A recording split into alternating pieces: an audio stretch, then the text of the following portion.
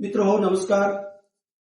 आपण मागच्या व्हिडिओमध्ये सर्कल आणि त्याच्या प्रॉपर्टीज कॉर्ड याच्या प्रॉपर्टी पाहिल्या होत्या.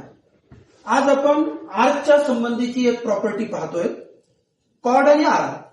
आता समजा तुम्ही इकडे पाहताय, तुम्हाला एक सर्कल दिसतंय आणि AB ही त्याची कॉर्ड आहे.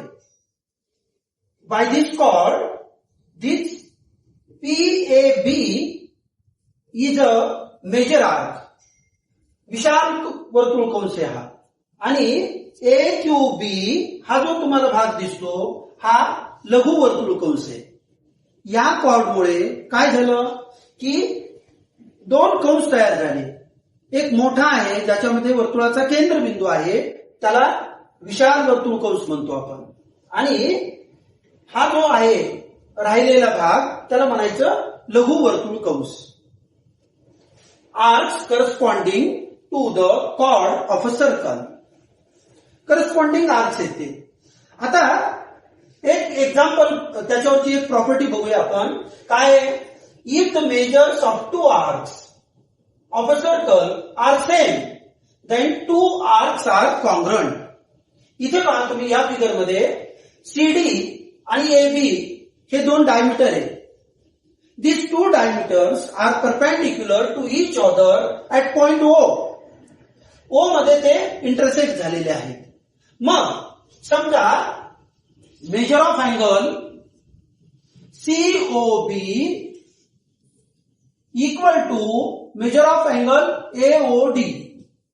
का बरं हे दोन्हीचं मेजर इक्वल आहे? कारण ते परपेंडिक्युलर आहे, त्यांचं मेजर 90 आहे, 90 डिग्री आहे. ओके. मग तुम्ही जर या फिगरकडे पाहिलं तर तुमच्या असं लक्षात येतं की हे दोन्ही सेंट्रल अँगल आहेत. आणि जर हे सेंट्रल अँगल असतील तर त्यांचा related arc measure of arc BC equal to measure of arc AD. Central अँगलचं आणि लघु कंसाचं माप सारखं असतं, म्हणून measure of arc BC equal to measure of arc AD.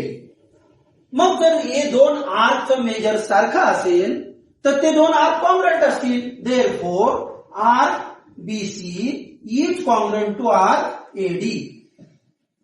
आणि म्हणूनच म्हटलंय if the measures of two arcs of a circle are same then two arcs are congruent. जेव्हा दोन कंसाची माप सारखी असतात तेव्हा ते दोन कंस कॉन्ग्रंट असतात, एकरूप असतात. कळालं? आता याच एक्झाम्पल वरती आधारित आपण एक छोटस उदाहरण पाहूया.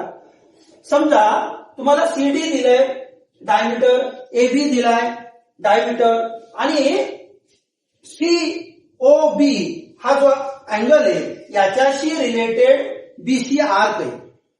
मग ह्या BC आर्क आणि AD आर्क कॉन्ग्रंट का आहे हे पण आपण पाहिलं.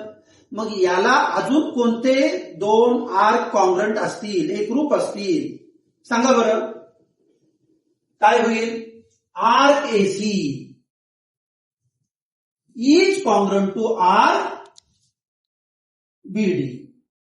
का? कारण हा जो आर्क आहे आणि हा आर्क, आताच मी तुम्हाला म्हटलं की हे दोन्हीही डायमीटर आहेत आणि ह्या दोन डायमीटरमुळे त्याचे चार इक्वल पार्ट तयार झाले आणि म्हणून ते चारही आर्क एकमेकाला कॉन्ग्रंट असतील. Therefore arc AC is congruent to arc BD. Okay.